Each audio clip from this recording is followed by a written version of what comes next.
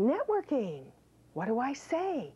Very, very important. Do you know, when you're networking, you have to be able to tell people why you're in that business of networking.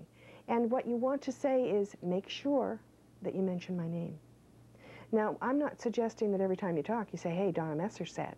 But what I want you to do is establish your credibility and the credibility of the people that you know.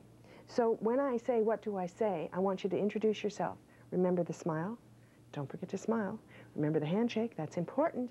And then I want you to be able to say, I am here because I have a product or service that I think will build a better business relationship between us, or I know someone that might benefit from knowing you. So it's important that you think about what you say. You're saying something that the other person needs to hear.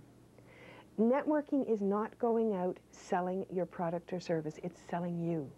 It's building your own credibility. It's making sure that everyone understands that it's you that's important, not the product, not the service, you.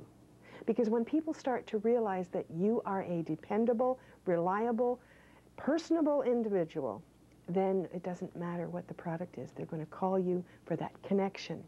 What do you say? Hi, my name is Donna Messer. How can I help you?